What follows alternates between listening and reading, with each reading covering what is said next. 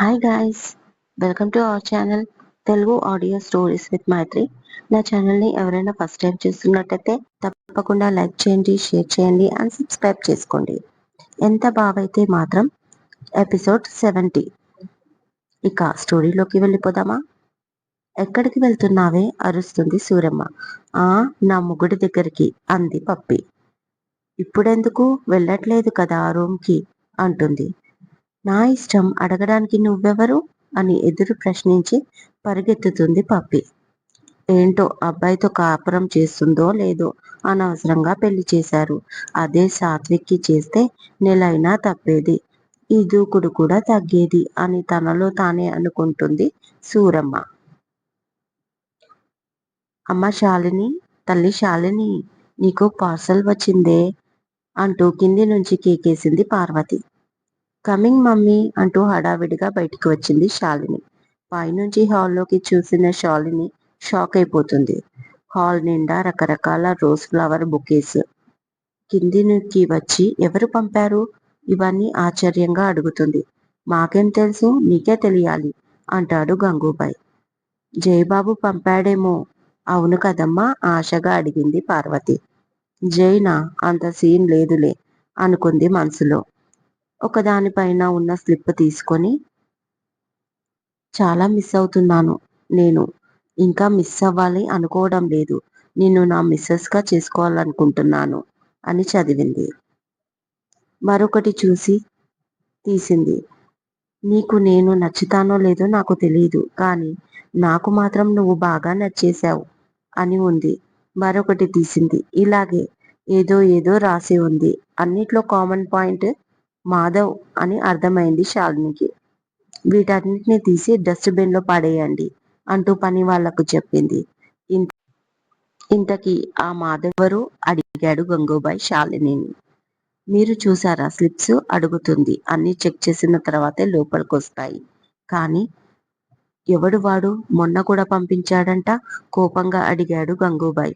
తెలీదు డాడ్, ఎవరో నా ఫ్రెండ్స్ కావాలని ప్రాంక్ చేస్తున్నారు. టేక్ ఇట్ ఈజీ అంటూ పైకి వెళ్ళిపోయింది శాలిని. నువ్వు అలాగే అనుకుంటూ పోతే ప్రతిదీ చిన్న విషయమే అవుతుంది అనుకుంటూ తన వాళ్ళకి ఫోన్ చేసి చెప్తాడు ఆ అబ్బాయి ఎవరో కనుక్కోమని. రూమ్కు వెళ్ళిన తనకు అస్సలు మనశ్శాంతి లేదు. జై తన మాట వినడు అనుకుంటే ఇది ఒక సమస్య. వీడెవడో తెలీదు, అనవసరంగా ఇరిటేట్ చేస్తున్నాడు. కళ్ళ ముందుకు వస్తే చెప్తా వీడి పని అని పళ్ళు నూరుకుంటుంది శాలిని. అప్పుడే సాత్విక్ కాల్ చేస్తాడు కలుద్దామని. ఓకే అని చెప్పి రెడీ అయి బయలుదేరుతుంది సాత్విక్ ని కలవడానికి శాలిని. రూమ్లోకి వెళ్ళింది పప్పి. జై వెళ్ళిపోయాడు అని. డ్రాలు అన్నీ వెతికింది, ఎక్కడా కనిపించలేదు తన రింగ్. ఇక లాభం లేదు అనుకుంటూ జై కబోర్డ్లో వెతికింది. ఆ కబోర్డ్లో ఒక డ్రా రావట్లేదు, ఎంత ట్రై చేసినా. కీస్ వెతుకుతూ ఉంది. ఇందులోనే ఉండి ఉండాలి. కీస్ ఎక్కడ పెడతాడబ్బా, ఎక్కడ పెట్టే అలవాటు ఉందో తెలీదే అంటుంది. ఫోన్ చేసి కనుక్కోవచ్చు కదా అంటూ వినపడింది. ఫోన్ చేస్తే చెప్తాడా, పెద్ద రాక్షసుడు కదా, డైరెక్ట్గా అడిగితేనే చెప్పాలి అని ఆగిపోతుంది. వెనక నుంచి ఎవరు మాట్లాడారో అర్థం చేసుకుంటూ రివైండ్ చేసుకుంటే అది జై వాయిస్. దేవుడా, ఇలా బుక్ అయ్యానేంటి, వెళ్ళిపోయాడు అనుకుని వచ్చాను అనుకుంటూ వెనక్కి తిరగకుండానే అలాగే భయపడి బొమ్మలా నిలబడిపోయింది పప్పి. పప్పి షోల్డర్స్ పట్టుకొని తన వైపు తిప్పుకున్నాడు జై. స్టాచ్యూలా తిరిగింది. నా పర్మిషన్ లేకుండా నా కబోర్డ్స్ ఎలా ముట్టుకుంటావు అండ్ ఏం వెతుకుతున్నావు అని అడిగాడు. నేనేమీ వెతకట్లేదు, షర్ట్ పెట్టడానికి వచ్చాను అంది కవర్ చేయడానికి ట్రై చేస్తూ. అవునా, మరి ఎక్కడ ఉంది నువ్వు తెచ్చిన షర్ట్ అని అడిగాడు. అది అది ఇక్కడే ఎక్కడో పెట్టాను, కనబడట్లేదు అంది ఏం చెప్పాలో తెలియక. సో నువ్వు అదే వెతుకుతున్నమాట అన్నాడు. అవునన్నట్టుగా తల ఊపింది. అబద్ధాలు చెప్పకు, నువ్వు రూమ్లోకి వచ్చేటప్పుడు నీ హ్యాండ్స్లో ఏమీ లేదు, నేను చూశాను. చెప్పు ఏం వెతుకుతున్నావు అంటూ నడుము చుట్టూ చెయ్యి వేసి దగ్గరికి లాక్కున్నాడు. ఇక లెఫ్ట్ హ్యాండ్ చెయ్యి లేపి నా డైమండ్ రింగ్ అంటూ ఫింగర్ చూపిస్తుంది. ఆహా! ఎవరన్నారు నీదని అని అడిగాడు. నిన్న ఆయన అన్నారు కదా! ఐ మీన్ నీకు ఒకటి నాకొకటి ఇచ్చారు కాబట్టి అది నాది కదా! క్యూట్‌గా ఫేస్ పెట్టుకొని అడుగుతుంది పప్పీ. కాదు అది నాది. నిన్ను నా వైఫ్ అనుకుని ఇచ్చాడు.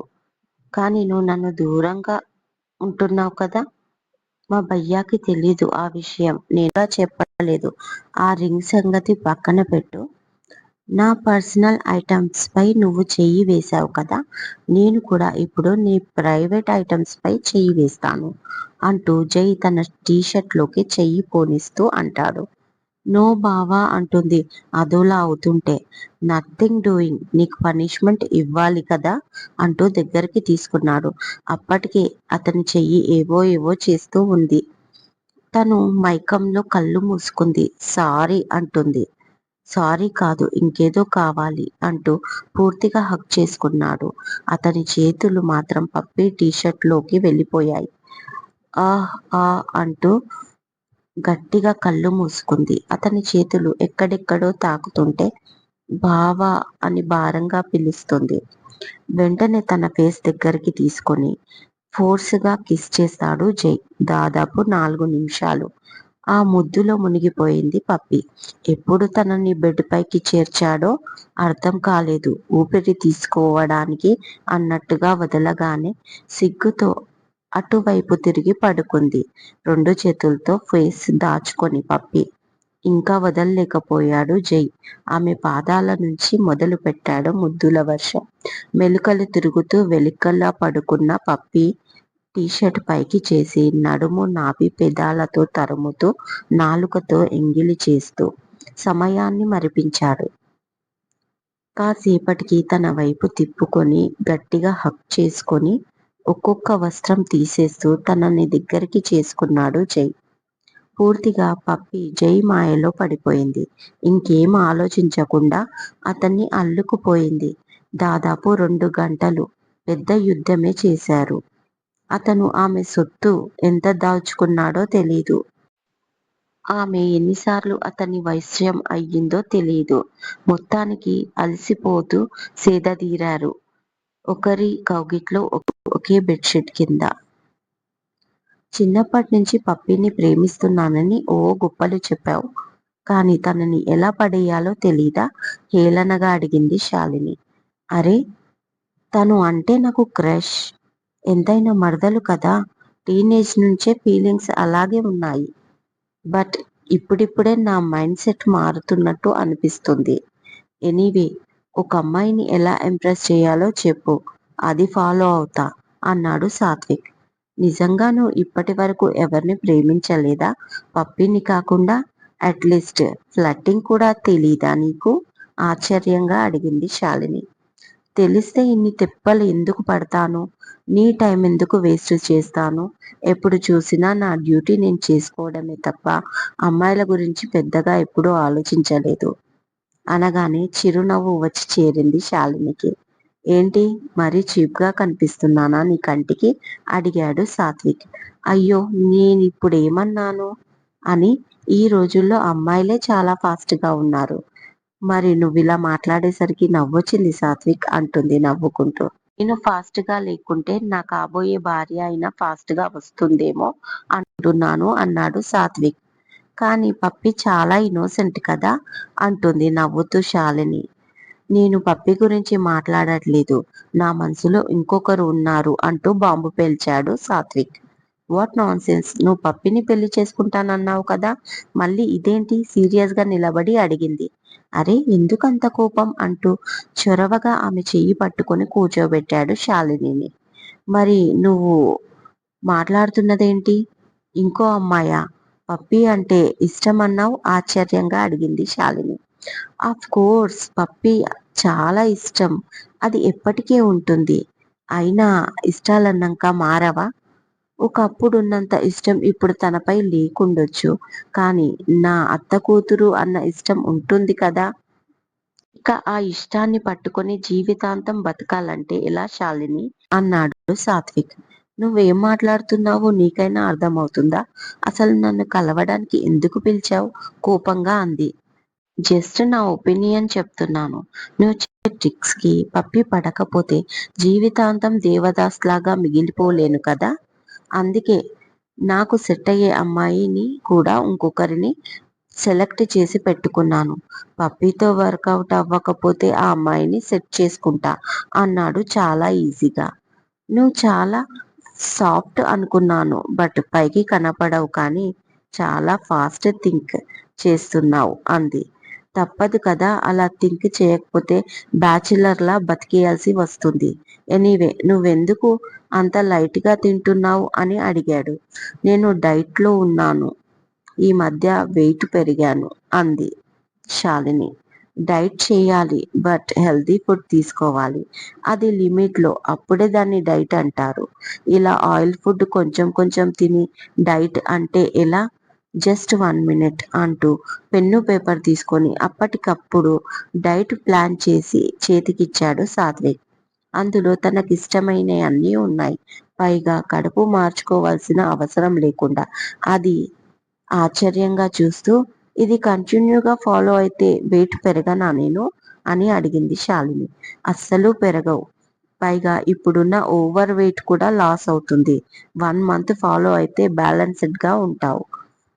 ఇది హెల్తీ ఫుడ్ కూడా, ఇంకా నీకు స్కిన్ బ్రైట్ అవుతుంది, హెల్తీగా హుషారుగా ఉంటావు అన్నాడు.